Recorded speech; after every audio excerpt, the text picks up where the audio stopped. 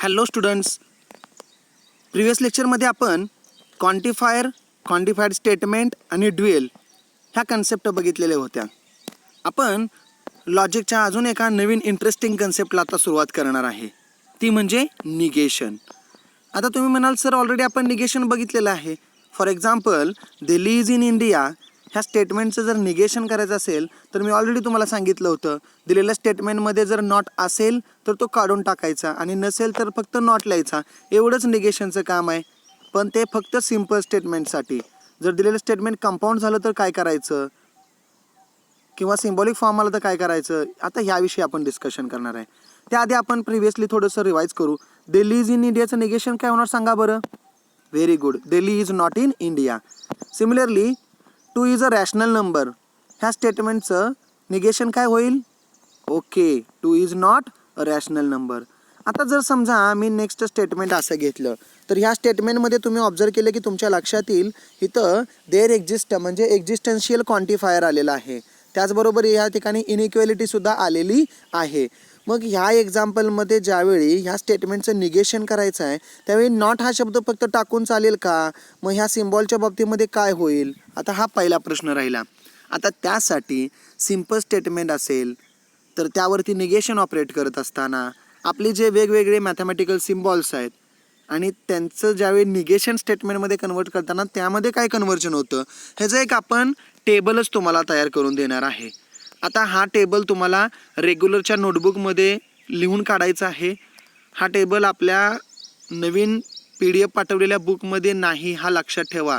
हा आपण लॉजिकली तयार केलेला टेबल आहे, त्यामुळं हा टेबल अतिशय महत्त्वाचा आहे एक्झाम्पल सोडवण्याच्या दृष्टीनं.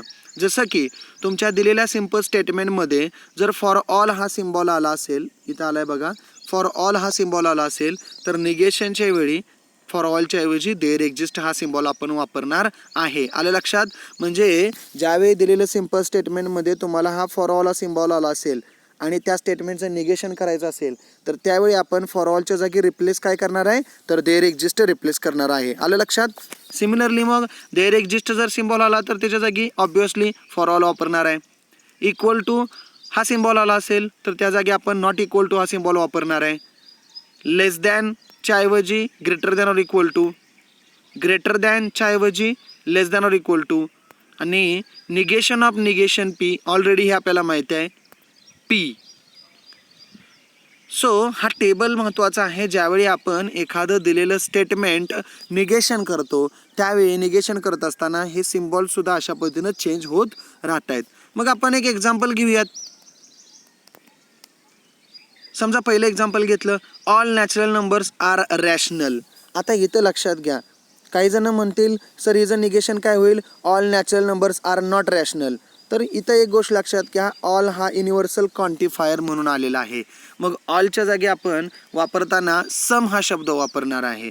त्यामुळं ह्या दिलेल्या स्टेटमेंटचं निगेशन जर केलं तर ते निगेशन काय होणार आहे माहिती आहे का, ऑलच्या जागी मी सम वापरणार आहे, SOME वाला सम, म्हणजे some natural numbers are not rational. Some natural numbers are not rational. लक्षात आलं असेल तुम्हाला तर आपण निगेशन कसं केलेलं आहे ते. इथं निगेशन करत असताना फक्त नॉट टाकायचा होता हे क्लिअर होतं, पण इथं आता ऑल आलेला आहे. ऑल हा युनिव्हर्सल क्वांटिफायर आहे आणि मी प्रिव्हियस टेबल जो तुम्हाला ड्रॉ करून दाखवला होता त्यामध्ये तुम्हाला सांगितलं आहे फॉर ऑल जर आला असेल तर त्याच्याऐवजी देअर एक्झिस्ट किंवा सम हा शब्द आपण वापरणार आहे. ओके. सिमिलरली नेक्स्ट आता कसं आहे बघा, some students of class X means class 10 are 16 year old. तर या केसमध्ये आता तुम्हाला पुन्हा एकदा इथं क्लिक झाला असेल, इथं सम हा शब्द आला आहे की ज्या समच्या जागी आपण काय लिहिणार आहे all. All student of class 10 are 16 years old.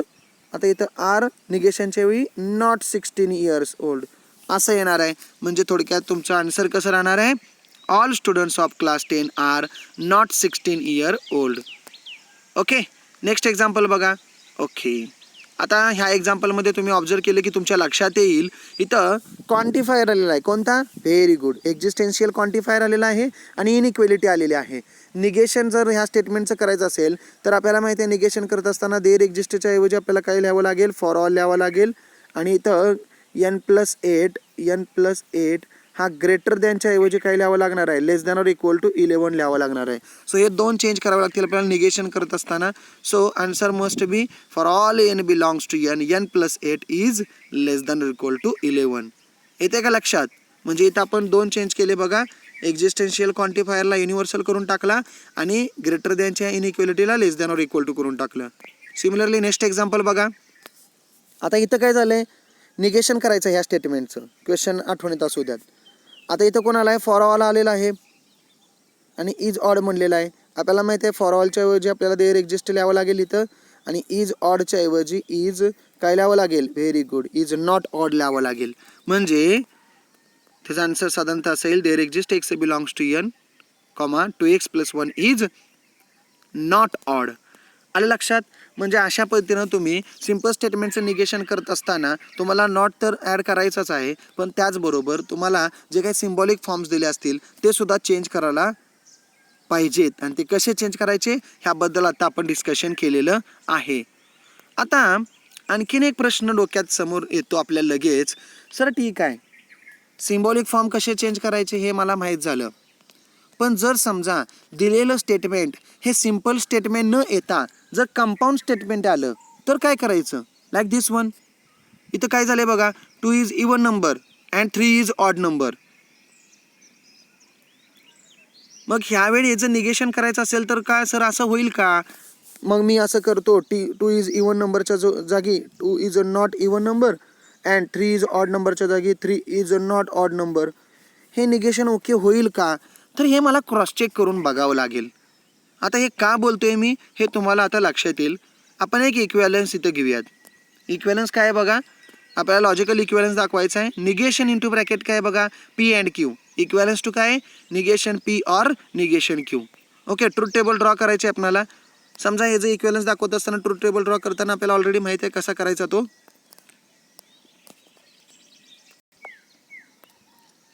Next P and Q येणार, त्याच्या नेक्स्ट काय येणार, negation of P or P and Q. आता एक स्टेटमेंट पॅटर्न झाला, दुसऱ्या स्टेटमेंट पॅटर्न पण आपल्याला ह्या टेबलमध्ये घ्यायचं आहे. मग कोण येणार, शबास, negation P. Next, very good, negation Q. Last negation P or negation Q. आता जर समजा हा ट्रूथ टेबल ड्रॉ करायचं झालं तर पीला आपल्याला माहीत आहे आपण काय घेतो, दोन्ही ट्रू किंवा दोन्ही फॉल्स. क्यूच्या वेळी TF.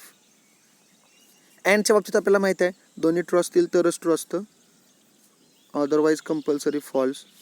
आता निगेशन करायचं आहे, हा पी अँड क्यू जो आहे त्याचं निगेशन करायचं आहे. निगेशन कसं होणार बोला, FT. Very good.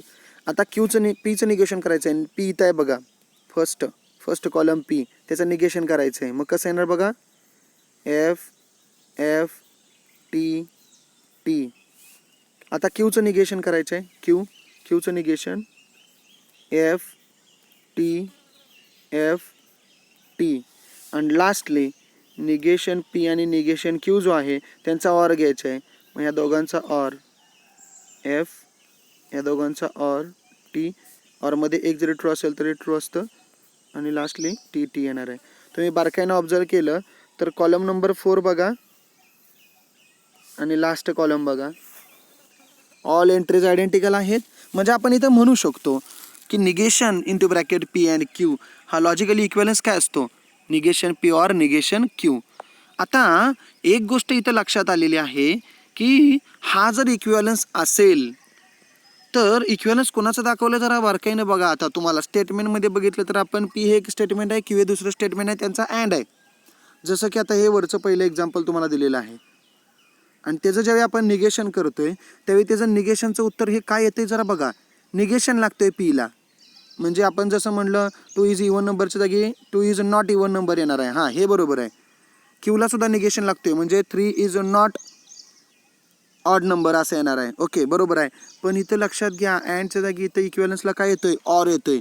म्हणजे ज्यावेळी कंपाऊंड स्टेटमेंटचं आपण निगेशन करत असतो त्यावेळी कंपाऊंड स्टेटमेंटचं निगेशन हे डायरेक्ट नॉट टाकून होणार नाही आहे, लॉजिकल इक्विव्हॅलन्स बॅलन्स होणार नाही आहे. आता लक्षात आलं आहे का? मग यामुळं ह्या स्टेटमेंटचं निगेशन जर करायचं म्हटलं तर ते निगेशन कसं होणार आहे बघा, ह्या स्टेटमेंटचं निगेशन कसं होणार आहे, पी अँड क्यूचं निगेशन होणार आहे, negation P or negation Q. म्हणजे इथं काय होईल बघा बरं, ओरली सांगायचं म्हणलं तर 2 is not even number, or होईल यांच्या जागी 3 is not odd number. Okay, मग आता आपण ह्या कंपाऊंड स्टेटमेंट, आता कंपाऊंड कसं कसं होतंय आपल्याला माहिती आहे सगळं. अँड आहे, ऑर आहे, एम्प्लाइज आहे, डबल एम्प्लाइज आहे. तर या सगळ्या केसेसमध्ये त्यांचं निगेशन हे कसं बिहेव करतं हे बघणं अतिशय गरजेचं आहे. त्यासाठी आपण पहिलं बघूयात निगेशन ऑफ कंजक्शन म्हणजे अँडचं निगेशन, आणि ते ऑलरेडी आता आपण डिस्कस केलेलं आहे. आता त्याचं निगेशन मी पुन्हा एकदा तुम्हाला दाखवतो. एक वेगळं एक्झाम्पल घेतलं आपण. निगेशन करायचे आपल्याला 6 is even and prime number. तर यामध्ये 2 स्टेटमेंट्स आहेत, ऑलरेडी अँडने कनेक्ट केलेले आहेत, तुमच्या लक्षात आलं असेल. ह्यामध्ये आपण पी हे पहिलं स्टेटमेंट घेणार, 6 इज इवन नंबर. क्यू हे दुसरं स्टेटमेंट घेऊ आपण, 6 इज अ प्राईम नंबर. आता ह्याचा सिम्बॉलिक फॉर्म कसा येईल? व्हेरी गुड, ह्याचा सिम्बॉलिक फॉर्म येणार आहे आपला पी अँड क्यू. आता आपल्याला निगेशन करायचं आहे पी अँड क्यूचं. निगेशन कुणाचं? पी अँड क्यूचं. आणि निगेशन पी अँड क्यू काय असतं? ऑलरेडी आता आपण प्रिव्हियस बघितलंय. कसं? Negation P or negation Q. मग negation P or negation Q. आता निगेशन पी म्हणजे काय होणार आहे? 6 is not even number. Negation Q म्हणजे काय होणार आहे? 6 इज नॉट प्राईम नंबर. आणि मध्ये आता निगेशनच्या वेळी आपल्याला यांच्या जागी ऑर घ्यायला लागणार आहे. म्हणजे आपलं स्टेटमेंट थोडक्यात कसं येणार आहे? तर स्टेटमेंट येणार आहे 6 is not even or not prime number. 6 is not even or यांच्या जागी आलाय नॉट प्राईम नंबर. आलं का लक्षात? ओके, सो अँडच्या बाबतीमध्ये आपल्याला हा फॉर्म्युला लक्षात ठेवायचा आहे, हा रूल लक्षात ठेवायचा आहे. पी अँड क्यूचं निगेशन काय असतं? Negation P or negation Q. Okay, आता आपण डिसजंक्शनचं तशाच पद्धतीनं डिस्कशन करणार आहे. डायरेक्ट डिस्प्ले झालेला आहे तुम्हाला इथं. इथं तुम्ही जर बारकाईनं बघितलं तर तुमच्या लक्षात येईल. निगेशन करायचं आहे पी ऑर क्यूचं. तर पी ऑर क्यूचं निगेशनसाठीचा हा फॉर्म्युला इथं आहे, हा लॉ इथं आहे बघा. Negation into bracket P or Q is nothing but equals to negation P and negation Q. हे सुद्धा तुम्ही लॉजिकल इक्वॅलन्सनं क्रॉस चेक करू शकता. मग इथं बघितलं x is a prime or Y is even, हे 2 स्टेटमेंट ज्यावेळी आपण ऑरनं कनेक्ट करणार आहे त्यावेळी ह्या पूर्ण कंपाऊंड स्टेटमेंटचं निगेशन होणार काय? Very good, x is not prime. बघा पहिल्यासाठी नॉट अप्लाय केला, ऑरच्या जागी झाला अँड, कारण की इथं आपल्या लॉजिकल इक्वॅलन्सच्या सिम्बॉलमध्ये तसं आहे बघा. आणि Y is not even number. लक्षात आले? आता कंपाऊंड स्टेटमेंटच्या निगेशनच्या बाबतीमध्ये तुम्हाला थोडीशी आयडिया आली असेल. मग नोट पॉईंट आपला इथला हा आहे. निगेशन, पहिला नोट पॉईंट बघा. निगेशन कोणाचं? पी अँड क्यूचं. कसं होतं? Negation P or negation Q. आणि निगेशन पी ऑर क्यूचं कसं होतं? तर negation P and negation Q. हे हा जो लॉ आहे त्या लॉला एक नाव दिलेलं आहे, that is called as A D Morgan's law. काय नाव? लॉचं नाव आहे डी मॉर्गन्स लॉ. अतिशय महत्त्वाचं आहे कंपाऊंड स्टेटमेंटचं निगेशन करत असताना. आता आपण थोडक्यात अँड आणि ऑरचं निगेशन कसं करायचं हे डिस्कस केलेलं आहे, तुमच्या लक्षात आलेलं आहे. त्याच्यासाठी आपण एक एक्झाम्पलसुद्धा घेतलेलं आहे. ओके, मग तसंच आता प्रश्न पडला की सर ठीक आहे, मग तसं कंडिशनलचं म्हणजे implication, okay, single sided arrow, if then, सगळी नावं मी इथं बोललेली आहेत.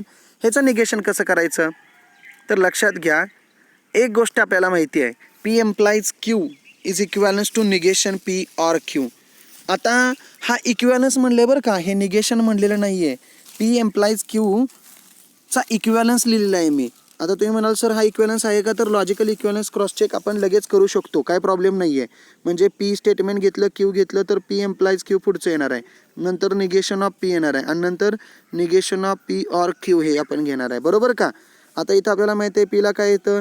T T F F. क्यूला काय असणार आहे? T F T F. एम्प्लॉयच्या बाबतीत ऑलरेडी माहीत आहे, दोन्ही सेम असतील तर टी, अदरवाईज ॲरोच्या पुढचं असतं. सो निगेशन पी कसं येणार आहे? Negation P F F T T. आणि मग निगेशन पीचा ऑर क्यू बरोबर घ्यायचं आहे, म्हणजे एफचा ऑर घ्यायचा आहे क्यू बरोबर. सॉरी, ऑरमध्ये आपल्याला माहिती आहे एक जरी ट्रू असेल तर ट्रू असतं, एफ टी टी. तुम्ही जर बघितलं पी एम्प्लाइज क्यू आणि निगेशन ऑफ पी ऑर क्यूच्या सगळ्या एंट्रीज सेम आहेत, म्हणजे हे लॉजिकली इक्वॅलन्स आहेत. लक्षात आलं आहे? मी लॉजिकली इक्वॅलन्स दाखवलं आहे तुम्हाला. तर अशा पद्धतीनं पी एम्प्लाइज क्यू हा आपल्याला लॉजिकली इक्वॅलन्स असं दाखवता येईल. माझा आता इंटरेस्ट त्याच्यावरती नाही आहे, निगेशन करायचं आहे मला. कोणाचं? बघा आता निगेशन करायचं आहे कोणाचं? पी एम्प्लाइज क्यूचं मला निगेशन करायचं आहे. मग पी एम्प्लाइज क्यूचं निगेशन करायचं म्हणजेच थोडक्यात इक्वॅलन्स टू निगेशन करायचं आहे. कुणाचं? निगेशन ऑफ पी ऑर क्यूचं. का? This one. आलं का लक्षात? पी एम्प्लाइज क्यू हा इक्वॅलन्स याला आहे, त्यामुळं negation of P implies Q म्हणजेच निगेशन ऑफ ब्रॅकेटमध्ये ते सगळं येईल. आले लक्षात? आता दिस इज इक्वॅलन्स टू, आत्ताच आपण जो डी मॉर्गन्स लॉ बघितला आहे त्या डी मॉर्गन्स लॉप्रमाणे ज्यावेळी बाहेर ब्रॅकेटच्या निगेशन असतं, आत ऑर आहे, त्यावेळी तो निगेशन दोघांना स्प्रेड होणार आहे आणि ऑरच्या जागी एंड होणार आहे. म्हणजे हा इक्वॅलन्स टू काय येणार आहे माहिती आहे का? निगेशन ऑफ निगेशन पी, ऑरच्या जागी काय होणार? शबास, एंड आणि निगेशन ऑफ क्यू. रिवाइज करू शकता तुम्ही. डी मॉर्गन्सला बघितलं की तुमच्या लक्षात येईल.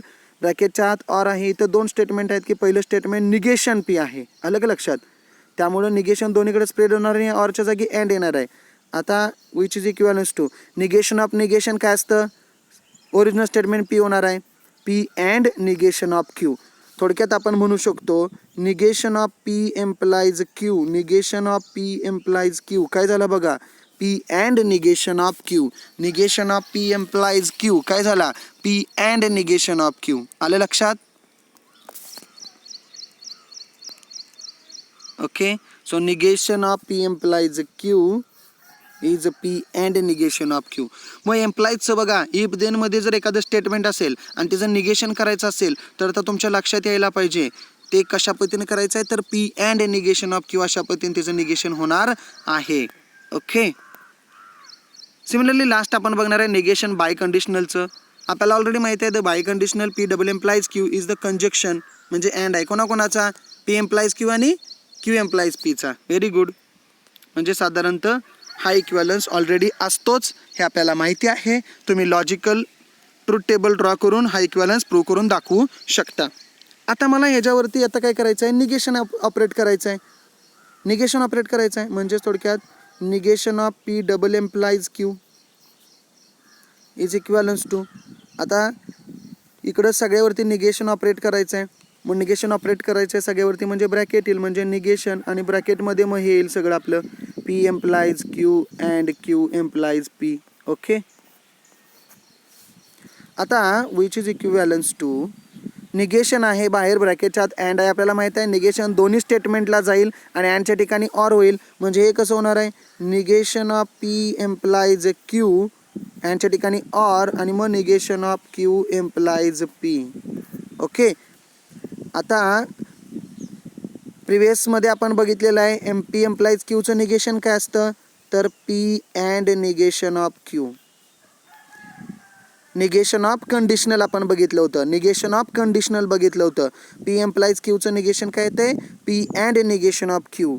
ऑर हा तसाच राहील आता. आणि आता निगेशन करायचं आहे तर ते निगेशनसुद्धा मगाचसारखंच होईल. पहिलं स्टेटमेंट निगेशन एम्प्लाइजचं ॲज इट इज म्हणजे Q as it is, and जे नेक्स्ट स्टेटमेंट आहे पी त्याला निगेशन लागेल negation of P. So this is our required answer. Negation of P double implies Q काय येणार आहे? P and negation of Q or Q and negation of P. आलं का लक्षात? So this is the most important equivalence. Negation of P double implies Q is P and negation of Q or Q and negation of P. आलं लक्षात? आता आपण ह्याच्यावरती काही example बघूयात. आता एक्झाम्पल बघायच्या आधी आपल्याला माहिती आहे थोडंसं आपण रिवाइज करू वाटल्यास पुन्हा एकदा बघा. निगेशन आपण बघितलं पहिलं negation P and Q. P and Qचं निगेशन काय असणार आहे? Very good, negation P or negation Q. Okay, similarly negation of P or Q हा काय असणार आहे? Which is equivalence to negation P ऑरच्या जागी and negation Q. हा रूल लक्षात ठेवायचा आहे. Similarly negation P implies Q हे काय असणार आहे? Very good, P and negation of Q. आणि सिमिलरली last one negation of P double implies Q काय असणार आहे? P and negation of Q or Q and negation of P. आलं लक्षात? आता ह्या कंपाऊंड स्टेटमेंटचे निगेशन्स कसे होतात हे बघितल्यानंतर त्याचे आपण काही एक्झाम्पल्स बघूयात. आता हे पहिलं एक्झाम्पल तुम्ही जर ऑब्झर्व केलं तर एक्झाम्पल कसं आहे बघा. निगेशन लिहायचं आपल्याला. Write the negation of following. हे स्टेटमेंट कंपाऊंड स्टेटमेंट आहे, ऑलरेडी ऑरनं कनेक्ट केलेलं आहे बघा. मग हे स्टेटमेंट काय म्हणते? 3 + 3 इज लेस दॅन 5. और 5 + 5 = 9. तर ऑलरेडी आपल्याला माहिती आहे इथं आपण P हे पहिलं स्टेटमेंट घेणार 3 + 3 = 5. Q हे दुसरं स्टेटमेंट घेणार 5 + 5 = 9. आता स्टेटमेंटचा सिम्बॉलिक फॉर्म काय येणार आहे P or Q. हे काय तुम्हाला वेगळं सांगायची गरज नाही आहे. आता negation of P or Q काय असतं. Okay, so this is the rule. Negation of P or Q काय असतं. निगेशन P ऑरच्या जागी होणार आहे and. Negation P and negation Q. आता निगेशन P हे दिलेलं स्टेटमेंट, त्या P या स्टेटमेंटचं निगेशन काय होईल बघा बरं. 3 + 3 <च्या ऐवजी काय होणार आहे > 5. आणि Q ह्या स्टेटमेंटचं निगेशन काय होणार आहे बघा बरं. 5 + 5 = च्या ऐवजी काय येणार आहे very good not equal to 9. आणि नंतर आपल्याला अँड घ्यायचं आहे म्हणजे आपलं निगेशन झालं बघा 3 + 3 > 5 अँड 5 + 5 ≠ 9. निगेशन लक्षात आलंय का. व्यवस्थित ऑब्झर्व करा. ओके, नेक्स्ट एक्झाम्पल तुम्हाला इथं डिस्प्ले झालं आहे पुन्हा एकदा. आता हे स्टेटमेंट आहे. ह्या स्टेटमेंटमध्ये आपल्याला अँडनं कनेक्ट केलेलं आहे. पुन्हा एकदा आपण P आणि Q असे दोन स्टेटमेंट घेणार. Symbolic form P and Q झालेला आहे. आता त्याचं पण निगेशन आपल्याला माहीत आहे. Negation of P and Q काय असतं निगेशन P और निगेशन Q. लॉला नाव काय दिलं होतं आपण very good D Morgan's law. आता P या स्टेटमेंटचं निगेशन काय येईल बघा 7 < 3. ओके, आणि 4 < 11 हे निगेशन येईल कुणाचं Qचं. आता हे निगेशन लिहिल्यानंतर मग आपल्याला अँडच्या ठिकाणी ऑर घ्यायला लागणार आहे निगेशनमध्ये. त्यामुळं आपलं निगेशन होईल 7 < 3 और 4 < 11. चेकआउट.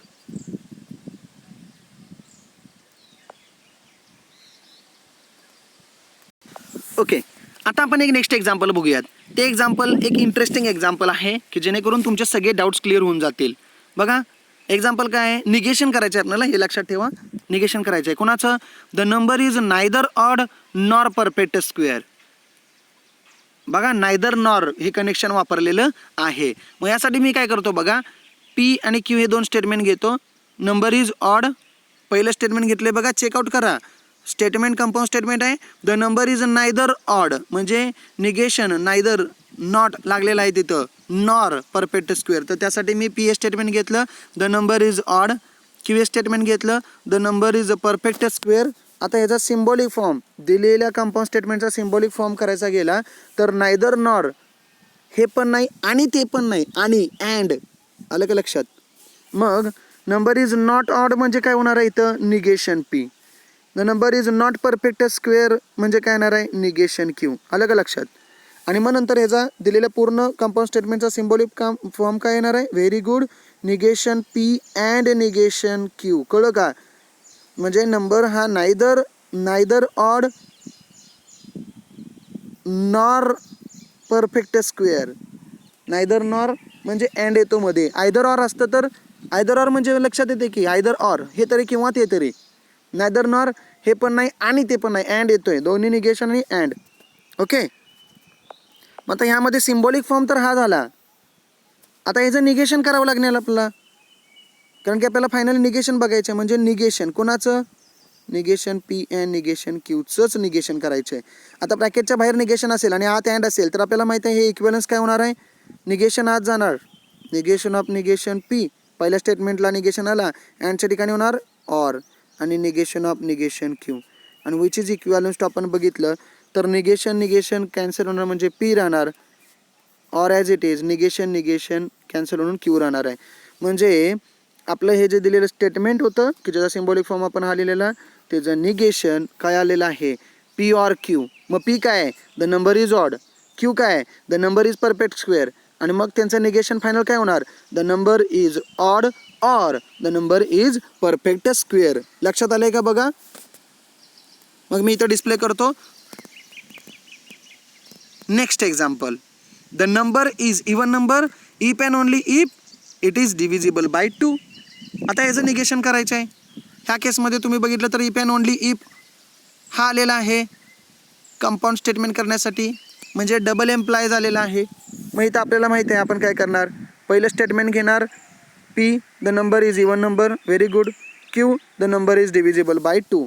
आता याचा सिम्बॉलिक फॉर्म कसा येणार आहे बघा P डबल एम्प्लायज Q. क्लिक होत असेल तुम्हाला. आता याचं पी डबल एम्प्लाइज क्यूचं आपल्याला काय करायचं आहे, निगेशन करायचं आहे. म्हणजे निगेशन करायचं आहे मला पी डबल एम्प्लाइज क्यूचं. आता विच इज इक्वल्स टू माहिती आहे आपल्याला पी डबल एम्प्लाइज क्यूचं निगेशन काय येतं ते पी अँड निगेशन क्यू हा पहिला ब्रॅकेट और Q and negation of P हा दुसरा ब्रॅकेट. ओके, मग आपल्याला वर्डमध्ये हे जर स्टेटमेंट लिहायचं असेल तर कसं लिहिणार आहे बघा. निगेशन लिहिताना अँड दोन्ही ठिकाणी वापरलं आहे, मध्ये ऑर आहे. मग अँडच्या जागी आपण बट हा शब्द पण वापरू शकतो फॉर रायटिंग कन्व्हिनियन्स. मग पी म्हणजे the number is even number but अँडला मी बट म्हणले, बट निगेशन क्यू घ्यायचं आहे म्हणजे the number is not divisible by 2. आलं का लक्षात. ऑर वर्डिंगमध्ये लिहिताना मी लिहितोय ऑर क्यू तसाच लिहायचं आहे म्हणजे the number is divisible by 2 but negation P म्हणजे काय येणार the number is not even number. आलं का लक्षात. म्हणजे बघा डिस्प्ले केलेलं आहे इथं तुम्हाला आता लक्षात येत असेल. P M double implies Q त्याचं निगेशन फॉर्म्युला आपल्याला ऑलरेडी हा माहिती होता. आणि मग निगेशन कसं बघा पहिल्या ब्रॅकेटमध्ये पी ॲज इट इज म्हणजे नंबर इज इवन अँड यांच्या जागी बट हा शब्द वापरला आहे. निगेशन क्यू म्हणजे number is not divisible by 2 but not divisible by 2 मध्ये दोघांच्या ब्रॅकेटच्या ऑर आहे ऑर क्यू तसाच म्हणजे नंबर इज डिव्हिजिबल बाय 2 अँडच्या जागी बट घेतला number is not even number but not even. So this is our required negation of given compound statement. Actually लक्षात आलं असेल. म्हणजे थोडंसं तुम्हाला लॉजिक जास्त लावण्याची गरज इथे लागत असेल. आता तुम्हाला लक्षात आलेलं आहे सिम्पल स्टेटमेंटचं किंवा सिम्बॉलिक फॉर्ममध्ये आलेल्या स्टेटमेंटचं निगेशन करणं थोडंसं सोपं आहे. कंपाऊंड स्टेटमेंटचं निगेशन करत असताना आपल्याला हे लॉज लक्षात ठेवावे लागणार आहेत. आता आपण पुढे आणखीन एक नवीन कन्सेप्ट बघणार आहे मॅथमॅटिक्सची. That is called as a converse inverse आणि कॉन्ट्रापॉझिटिव्ह. त्यासाठी पुन्हा एकदा मी पहिल्यांदा निगेशन आपण पुन्हा आता जे शिकलोय तर रिवाईज करून टाकू आपण. निगेशन पहिलं कोणाचं होतं पी अँड क्यूचं. पी अँड क्यूचं निगेशन कसं करायचं negation P or negation Q. Negation P or Q जर असेल तर negation of P or Q कसं असणार आहे very good negation P and negation Q. आणि याला ह्या दोघांना मिळून काय नाव दिलेलं आहे डी मॉर्गन्स लॉ. काय नाव दिलेलं आहे डी मॉर्गन्स लॉ. सिमिलरली जर समजा मला निगेशन करायचं असेल पी एम्प्लाइज क्यूचं तर ते निगेशन कसं येतं very good P and negation of Q. P and negation of Q. आणि तेच जर मला निगेशन करायचं असेल कोणाचं पी डबल एम्प्लाइज क्यूचं निगेशन करायचं असेल तर ते कसं येणार आहे P and negation of Q or Q and negation of P.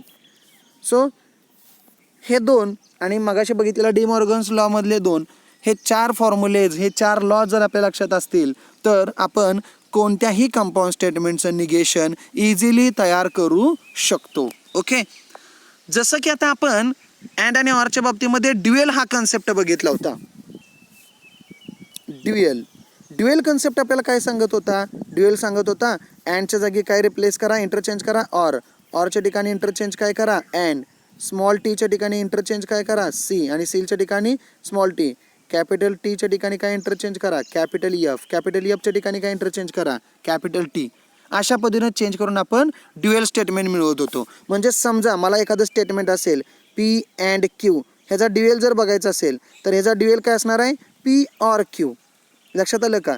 समजा मला स्टेटमेंट दिला असेल negation of P and Q तर ह्याचा ड्युएल काय असणार आहे निगेशन पी कारण की निगेशन चेंज होत नाही अँडच्या ठिकाणी फक्त ऑर येणार आहे क्यू. सिमिलरली समजा जर मला असं असेल टी ऑर पी तर ह्याचं निगेशन काय होईल टीच्या जागी यप येईल ऑरच्या जागी अँड येईल पी. समजा यफ अँड निगेशन ऑफ क्यूचं मला ड्युएल करायचं आहे तर याचा ड्युएल काय होईल यफच्या जागी काय येणार टी अँडच्या जागी or negation Q as it is. हे कोण आहेत हे आहेत ड्युएल. आलं का लक्षात. म्हणजे ड्युएल ऑपरेट करताना अँड ऑरवरती जनरली आपण ऑपरेट करतो. तसंच आपण एम्प्लॉयजांवरती एक कन्सेप्ट अप्लाय करू शकतो. That concept is called as a converse inverse आणि कॉन्ट्रापॉझिटिव्ह. तुम्हाला बोर्डाला परीक्षेला असा प्रश्न येतो की दिलेल्या स्टेटमेंटचा कॉन्व्हर्स इन्व्हर्स आणि कॉन्ट्रापॉझिटिव्ह लिहा. अतिशय सोपी कन्सेप्ट आहे. त्यासाठी तुम्हाला इथं लॉज फक्त लक्षात ठेवायची गरज आहे. ते लॉज कसे आहेत बघा. पहिला लॉ आहे कॉन्व्हर्स. P implies Q. मी मगाशीच म्हटलं तुम्हाला कंडिशनलवरती आपण हे 3 कन्सेप्ट ऑपरेट करणार आहे. तर पी एम्प्लाइज क्यूचा कॉन्व्हर्स म्हणजे फक्त उलटा लिहायचं आहे बघा, क्यू एम्प्लाइज पी करायचं आहे. एक एक्झाम्पल पुढे आपण घेणार आहे, त्याच्यावरनं तुमची आयडिया क्लिअर होऊन जाईल. बघा कॉन्व्हर्स, पी एम्प्लाइज क्यूचा कॉन्व्हर्स काय लक्षात ठेवायचा, क्यू एम्प्लाइज पी. इनव्हर्स म्हणजे ते ॲज इट इज ठेवायचे आहेत, फक्त दोघांनाही निगेशन ऑपरेट करायचं आहे. लक्षात घ्या कॉन्व्हर्स इनव्हर्स हे जे आहेत हे लॉजिकली इक्वेलन्स नाहीत बरं का एकमेकांचे. काय म्हणतोय मी, हे एकमेकांचे लॉजिकल इक्वेलन्स आहेत का, नाहीत. ही एक कन्सेप्ट आहे, लॉजिक या चॅप्टरमधली कन्सेप्ट आहे.